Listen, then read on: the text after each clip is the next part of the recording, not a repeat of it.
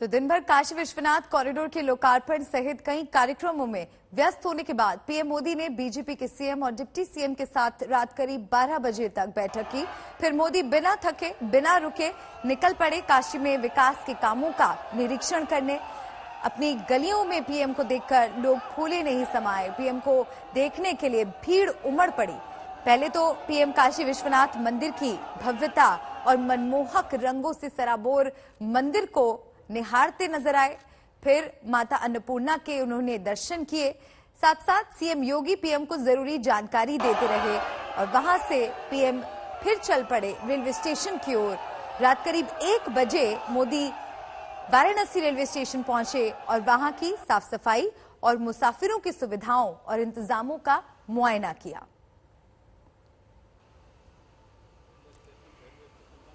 तो ये Varanasi railway station की आपको तस्वीरें दिखा रहे हैं जब रात करीब 1 बजे प्रधानमंत्री नरेंद्र मोदी वहां पर मुख्यमंत्री योगी आदित्यनाथ के साथ पहुंचे। उन्होंने देखा कि किस तरह से साफ सफाई वहां पर रखी गई है, क्या मुसाफिरों के लिए इंतजाम वहां पर किए गए हैं और खासकर उन्होंने ये वक्त इसलिए चुना ताकि लोगों को मुश्किलों का सामना ना करना पड़े।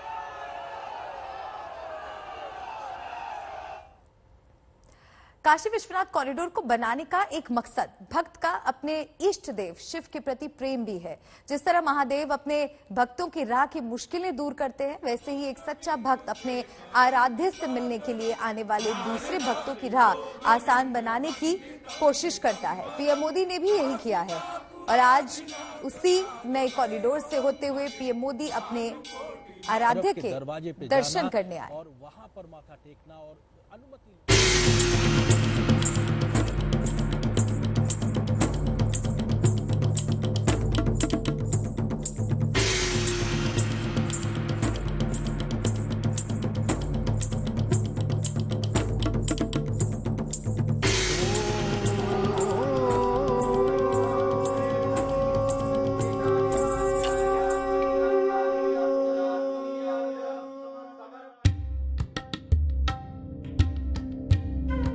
ये काशी है। यहाँ के घाटों पर आध्यात्म की चौपाल लगती है। यहाँ के मंदिरों में भी आस्था की गंगा बहती है। ये काशी है। यहाँ बिना शिव की मर्जी के कुछ नहीं होता। काशी के रक्षक के पास हाजिरी दिए बिना तो पीएम मोदी भी विश्वनाथ से मिलने नहीं जा सकते थे।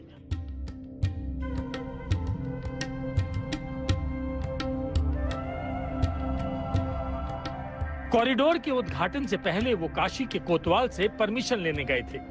मटमैले रंग का कुर्ता, सफेद शॉल पहने, हाथ जोड़कर, सिर झुकाए काल भैरव के सामने खड़े थे। उनके पूजन के साथ दर्शन की यात्रा शुरू हुई।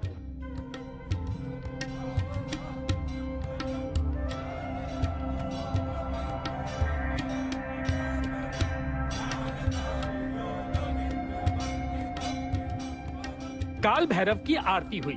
फिर रुद्राक्ष की माला के रूप में पीएम मोदी को विश्वनाथ से मिलने का एक्सेस कार्ड मिला।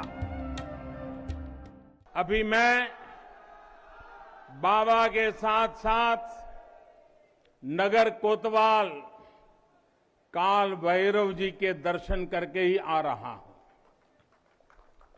देशवासियों के लिए उनका आशीर्वाद लेकर आ रहा हूं। काशी में कुछ भी खास हो, कुछ भी नया हो, तो सबसे पहले उनसे पूछना आवश्यक है। मैं काशी के कोतवाल के चरणों में भी प्रणाम करता हूं। काल भैरव के दर्शन करके पीएम मोदी बाहर आए तो काशी के लोग उनसे मिलने के लिए खड़े थे, लेकिन वो अपने आराध्य से मिलने की तेजी में थे। गंगा घाट से क्रूज पर सवार हुए और दुनिया भर में फैले सनातन धर्मियों को न्योता दिया, काशी विश्वनाथ आइए और अपने शिव से मिलिए। गंगा की गोद में तैरता हुआ क्रूज काशी विश्वनाथ कॉरिडोर के ललिता घाट पर पहुंचा। पीएम मोदी ने वहीं भगवा वस्त्र में स्नान किया, गंगा में डुबकी लगाकर उनका आशीर्वाद लिया, सूर्य को जल अर्पित किया, अपने लोटे में गंगा जल लिया और विश्वनाथ से मिलने चले गए। स्नान के बाद पीएम मोदी ने सुनहरा कुर्ता और धोती धारण की। नए नवेले भव्य कॉरिडोर से होकर वो मंदिर परिसर में दाखिल हुए। चेहरे पर भक्ति भाव, हाथ में गंगा जल, शिव के जलाभिषेक की कामना लिए पीएम मोदी मंदिर के गर्भगृह में पहुंचे।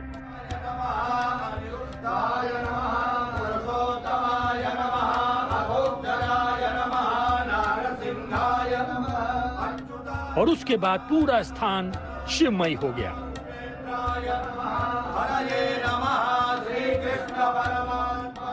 दूध, दही, भस्म, भांग, बेलपत्र अर्पित किए। फूल और वस्त्रों से भोले का श्रृंगार किया।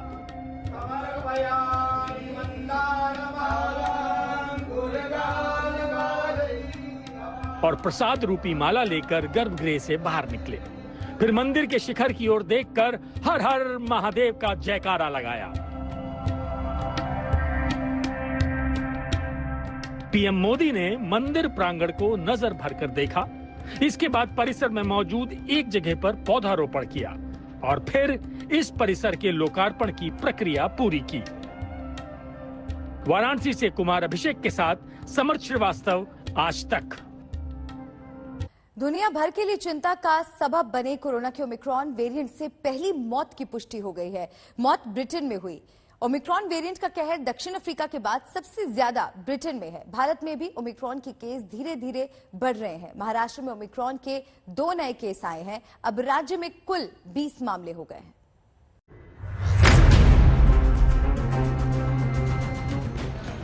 यह है दिल्ली का Sardar Patel covid care centre. Covid की दोनों लहरों के दौरान इस सेंटर में बड़े पैमाने पर इलाज हुआ और अब जब ओमिक्रॉन के खतरे का अंदेशा बढ़ रहा है तो एक बार फिर आईटीबीपी द्वारा संचालित इस सेंटर पर तैयारियां चाक चौबंद की जा रही।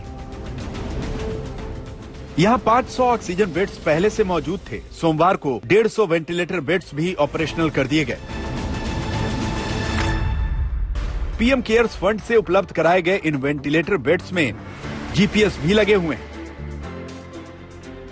देखिए, उस समय हम लोगों ने बहुत ही संजीदगी से, बहुत ही तैयारियों के साथ इसका संचालन दोबारा शुरू किया था और लगभग दूसरी लहर के बाद जब हमने इसे स्थापित किया जून जुलाई के आसपास इसी वर्ष, वहां पर हम लोगों ने ऑक्सीजन रिफिलिंग की भी पूरी व्यवस्था रखी हुई है। तो निश्चित रूप से जो भी बेड्स हैं वहां ऑक्सीजन की किसी प्रकार की कोई कमी लगातार, मैं कहूंगा जुलाई के बाद से कोई कमी नहीं है। और यदि आवश्यकता पड़ती है तो अब वो स्थिति दोबारा शायद ही आएगी। और निश्चित रूप से जो हमारे पास 150 आईसीयू बेड्स हैं वो बहुत ही मैं कहूंगा इक्विप्ड हैं, लेटेस्ट टेक्नोलॉजी के साथ बने हुए हैं और उस पर हम लोगों ने काफी सारे मरीजों को ट्रीटमेंट भी दिया है। तो वो सारी तैयारियां हैं। सरदार पटेल कोविड केयर सेंटर जैसी सुविधाएं तैयार होना भरोसा तो देता है, लेकिन दुनिया के हालात बता रहे हैं कि ओमिक्रॉन का खतरा बड़ा है। 63 देशों में फैल चुके ओमिक्रॉन से पहली मौत हो गई है। ब्रिटेन के प्रधानमंत्री बोरिस जॉनसन ने अपने देश में ओमिक्रॉन से पहली मौत की पुष्टि कर दी है। Sadly, yes, Omicron is producing hospitalizations and sadly at least one patient has now been confirmed to have died with Omicron. दक्षिण अफ्रीका में सबसे पहले पहचाना गया ओमिक्रॉन वेरिएंट अब ब्रिटेन और फ्रांस जैसे देशों में बुरी तरह फैल गया है। एक स्टडी के मुताबिक अगर जरूरी कदम नहीं उठाए गए तो यूके में अप्रैल तक 25,000 से लेकर 75,000 मौतें हो सकती हैं। हालांकि अभी इस स्टडी की समीक्षा नहीं हुई, लेकिन स्टडी साफ चेता रही है कि ओमिक्रॉन पर लापरवाही का जोखिम मोल नहीं लिया जा सकता। ब्रिटेन में ये अनुमान लगाया जा रहा है कि महीने के अंत तक यानी दिसंबर के अंत तक वहां पर कम से कम 1 लाख ओमिक्रॉन के केसेस सामने आ सकते हैं। और ये अपने आप में बहुत चिंताजनक बात है क्योंकि हम देख रहे थे कि ओमिक्रॉन का कहर पहले साउथ अफ्रीका में दिख रहा था, अब यूनाइटेड किंगडम में भी दिखने लगा है और इसके बावजूद भी भारत ने अभी तक इंटरनेशनल ट्रैवल पर किसी तरीके का प्रतिबंध नहीं लगाया गया है। इसीलिए हो सकता है कि कई केसेस भारत में अब दिखाई दे। Biggest India, where hundreds of millions of individuals are not fully vaccinated, even if there is a large surge, a large wave of mild infections that require a small percentage of people to get hospitalized, that can overwhelm our health system. वैसे तो भारत में Omicron के मामले अभी इक्का दुक्का ही बढ़ रहे हैं, लेकिन इस पर आंख नहीं मूंदी जा सकती। आयरलैंड से लौटे 34 साल के व्यक्ति में ओमिक्रॉन की पुष्टि ने आंध्र प्रदेश में भी इसकी दस्तक दे दी। इससे पहले ओमिक्रॉन के 38 मरीजों की भारत में पुष्टि हुई है। मिलन शर्मा और स्नेहा के साथ जितेंद्र बहादुर सिंह, दिल्ली आज तक। प्रधानमंत्री नरेंद्र मोदी काशी में हैं और कल दिन भर काशी विश्वनाथ कॉरिडोर के लोकार्पण सहित कई कार्यक्रमों में व्यस्त होने के बाद पीएम मोदी ने बीजेपी के सीएम और डिप्टी सीएम के साथ रात करीब 12 बजे तक बैठक की।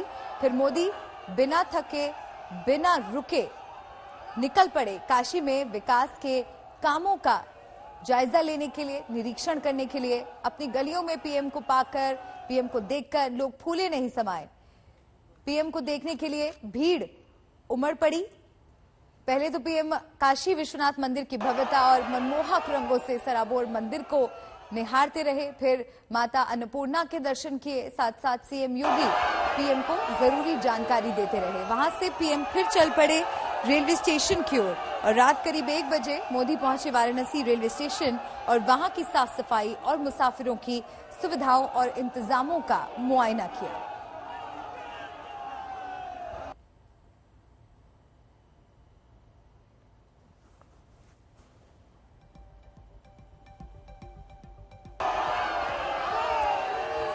तो ये तस्वीरें देखिए, अपने बीच प्रधानमंत्री नरेंद्र मोदी को पाकर काशीवासियों का उत्साह देखते ही बन रहा था। हर कोई बस उनकी एक झलक पाना चाहता था और लोगों का अभिवादन करते हुए, उनका अभिवादन स्वीकार करते हुए प्रधानमंत्री नरेंद्र मोदी की ये तस्वीरें।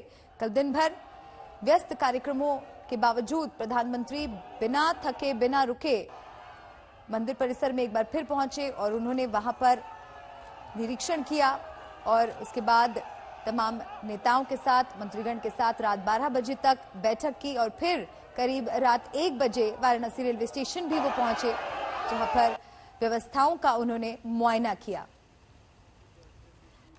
और आज भी प्रधानमंत्री नरेंद्र मोदी काशी में ही अपना दिन बिताएंगे। जनसभा को संबोधित करने का आज उनका कार्यक्रम है और ये उस वक्त की तस्वीर आपको दिखा रहे हैं जब करीब रात 1 बजे मुख्यमंत्री योगी आदित्यनाथ के साथ PM Modi Varanasi railway station पहुंचे। और रात करीब 1 बजे का ये वक्त उन्होंने इसलिए भी चुना ताकि मुसाफिरों को, यात्रियों को किसी तरह की तकलीफ का सामना ना करना पड़े। उनकी वहां मौजूदगी की वजह से देर रात रेलवे स्टेशन पर वो पहुंचे और उन्होंने मुआयना किया किस तरह की व्यवस्थाएं वहां पर मुसाफिरों के लिए की गई हैं, साफ सफाई को लेकर क्या कुछ वहां पर तैयारियां हैं। और आप देख सकते हैं 1:13 का वक्त था उस वक्त जब प्रधानमंत्री नरेंद्र मोदी रेलवे स्टेशन पर थे और मुख्यमंत्री योगी आदित्यनाथ उन्हें जरूरी जानकारी देते हुए नजर आए। बनारस रेलवे स्टेशन की ये तस्वीर करीब रात 1 बजे की। पीएम मोदी ने मुआयना किया कि किस तरह के वहां पर इंतजाम किए गए हैं।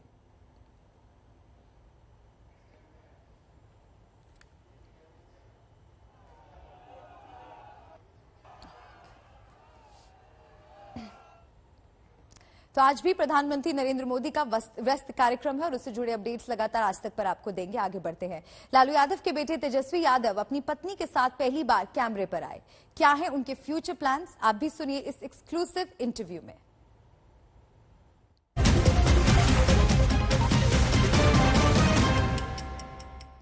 शादी के बाद तेजस्वी यादव और उनकी पत्नी राजश्री पटना पहुंचे। इस वक्त दोनों मेरे साथ मौजूद हैं। पहले तो दोनों को बहुत बहुत बधाई और शुभकामनाएं।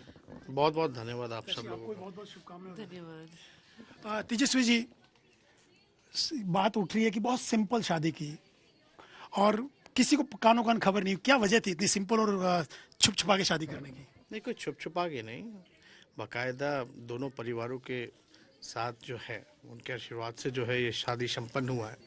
और उसके बाद पहले से हम लोगों ने तय किया था कि बिहार आकर के बहू भोज जो है, रिसेप्शन जो है वो लोगों के बीच दिया जाएगा। समय कम था क्योंकि खरवास होने वाला था और इतनी जल्दी डिसीजन हुई कि तैयारी करने का ज़्यादा मौका नहीं मिला। तो इसलिए बाद में हम लोगों ने सोचा कि बाद में रिसेप्शन दे करके जो लोग हैं, केवल अभी परिवार के लोग ही जो हैं उसको न्योता दिया जाएगा।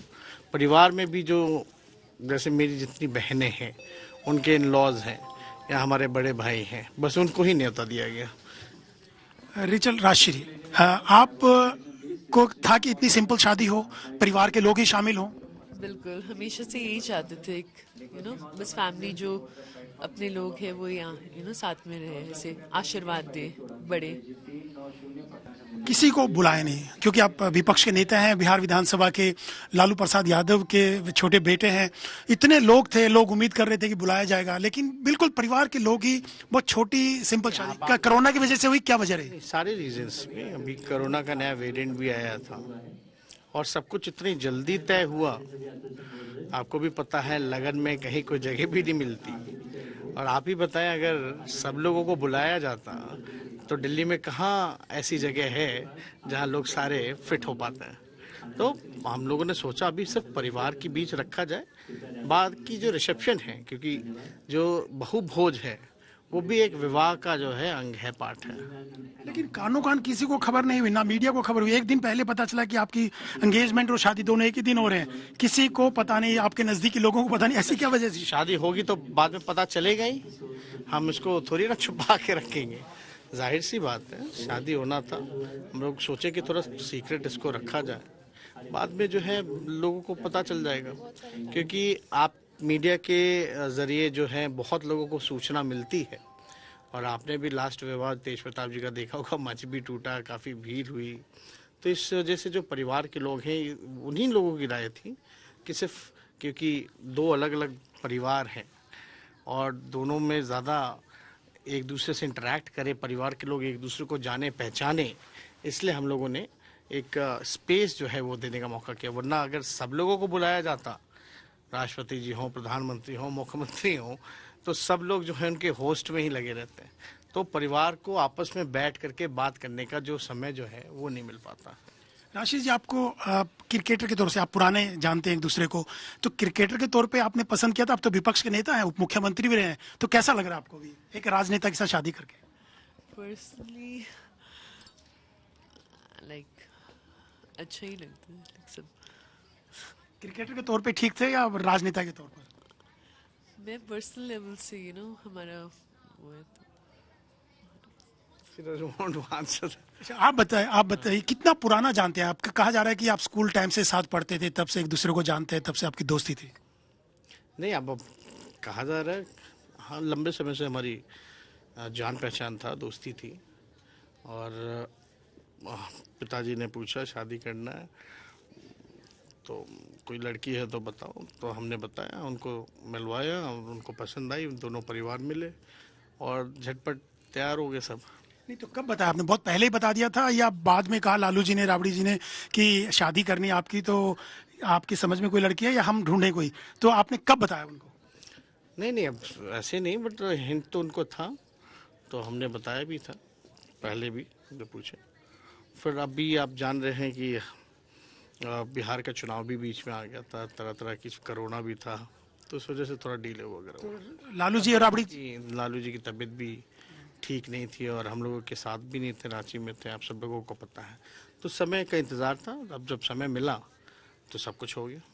लालू जी और राबड़ी जी का क्या कहना था जब आपने बताया कि ऐसे मैंने एक लड़की ढूंढ रखी है, आपको कष्ट करने की जरूरत नहीं? नहीं, पापा मम्मी इस मामले में जो है उनका यही राय था कि जहाँ बच्चे खुश रहें बस, क्योंकि माता पिता का सबसे बड़ा कामना यही होता कि बच्चे खुश रहें। और अब तो नए ज़माने में ये सारी चीज़ें बहुत पीछे छूट गई हैं, और हम लोग तो समाजवादी नेता रहे हैं। लोहिया जी ने भी कहा था कि भाई एक बार अगर किसी से कमिटमेंट हो जाए तो किसी महिला से तो आप पूरा आप रही, और हम लोग समाजवादी लोग भेदभाव करते नहीं हैं।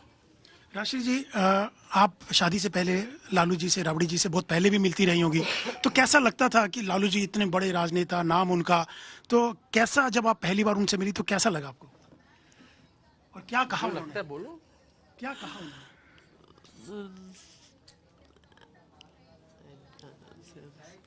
आपकी मुलाकात कैसे रही लालू जी और राबड़ी जी? बहुत अच्छी रही थी। कब मिली थी आप शादी से पहले? कितनी बार मिल चुकी थी? काफी बारी, 2-3 बार। तो कैसा लगा लालू जी से मिलके और राबड़ी जी? अच्छा लगा। और उनका क्या रिएक्शन था? वो बहुत like down to earth, very nice. Tejasvi ji, एक चीज मैं आपसे पूछना चाहता हूँ कि आप क्रिकेटर थे, पहले क्रिकेटर बनना चाहते थे और साथ पढ़ते थे, स्कूल में भी क्रिकेट खेलते थे आप, तो आपकी जो दोस्ती हुई एक क्रिकेटर के तौर पे इन्होंने देखा होगा, तो आज जब पता चला कि उसके बाद आपकी लाइफस्टाइल, आपकी कैरियर बदल गया, आपका प्रोफेशन बदल गया, आप राजनेता हुए, तो क्या इनका रिएक्शन था कि आप राजनेता के तौर पे ठीक है या क्रिकेटर के तौर पे आगे कैरियर आपको बढ़ाना चाहिए था?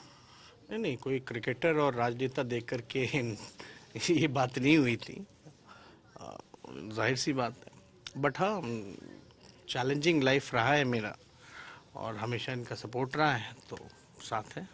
तो आपको सोचा था कि इतने बड़े राजनेता बने, कि लालू जी के बेटे तो हैं ही छोटे, लेकिन आपने उस वक्त सोचा था जब आपकी मुलाकात हुई थी? इतना नहीं सोचा था, इतना क्या सोचा था कि क्या होंगे आगे जाके? जो भी होंगे सपोर्ट था मेरा, बस जो भी इन्होंने चूज किया इनकी चॉइस थी एंड ऑब्वियसली सपोर्ट था ही। आपने इनका विपक्ष के नेता के तौर पे भी काम देखा, डिप्टी सीएम थे जब, तब भी काम देखा, तो किस ढंग से आप देखते हैं? मैं इनको हमेशा अलग ही लेवल पे देखती हूँ, इनको बहुत ऊपर देखती हूँ। You know, I see to him, he is very intellectual, smart, he is a good politician, good leader, youth leader. Social media पे बहुत एक्टिव रहते हैं। जब ये मंत्री थे, पीडब्ल्यूडी मंत्री, हेल्पलाइन में हजारों प्रपोजल आ गए थे, तो आपको कैसा लगा था उस वक्त? अच्छा, चलिए अब ये सब बात एक आखिरी सवाल, एक दो सवाल और हैं तेजस्वी जी, एक दो सवाल और हैं। लेकिन उस टाइम बहुत चर्चा में आप रहे। आपसे मैं एक सवाल जानना चाहता हूं, जब आपके काम को लेकर तारीफ हो रही थी पीडब्ल्यूडी मंत्री के नाते, तो उस वक्त इतना सब चीजें हुई थी, तो बहुत चर्चाएं हुई थी आपकी उस वक्त इन चीजों को लेकर के, लेकिन आपने सोच ही रखा था कि कहाँ शादी करनी है। क्या अब इनका राजनीति में भी सोच रहे हैं कि आपके साथ, जैसे राबड़ी जी आपकी मदर राजनीति में है, तो आप चाहेंगे कि? कुछ नहीं, ये सब कुछ अच्छा, अब किस ढंग से आगे करेंगे? लोग काफी उम्मीद कर रहे हैं बिहार में काफी उम्मीद कर रहे हैं कि बड़ा भोज हो और तमाम चीजें हों। लोग जल्दी तय कर देंगे, डेट अनाउंस कर देंगे। अच्छा, एक आखिरी सवाल और, आपके मामा साधु यादव भी कई तरह के सवाल उठा रहे हैं आजकल, हालांकि वक्त बदल चुका है, इंटरकास्ट मैरिज, इंटररिलीजन मैरिज, तो वो साधु यादव कह रहे हैं कि हम बिहार नहीं आने देंगे, उन्होंने गलत काम किया, नाक कटवा दिया। अब किस ढंग से? अब देखिए, वो बड़े हैं, उनका सम्मान है और इस पे ज्यादा कोई हमको टिप्पणी करने की जरूरत नहीं है। और जो भी बातें कही जा रही हैं इस पे ध्यान क्या देना, ये उज्ज्वलन मुद्दे ये नहीं है। जो असली मुद्दा है, तो हमारी शादी हो गई, अब बिहार के लोगों की सेवा करें। बेरोजगारी है, महंगाई है, इन पे हम लोगों को ज़्यादा जो है, आप लोगों को भी तवज्जो देनी चाहिए। तो भी जो भी तस्वीरें पहले की दिखाई जा रही है वो है ही नहीं, तो कोई और है। चलिए, ठीक है। तेजस्वी जी, आपको सबने बधाई दी, चाहे वो सुशील मोदी हो, विपक्ष, तमाम पार्टियों के नेता ने, लेकिन सभी लोगों का जो है, हम अपने और अपने धर्मपत्नी के तरफ से सभी लोगों को, बिहार के लोगों को हम धन्यवाद देते हैं आशीर्वाद और प्यार के लिए।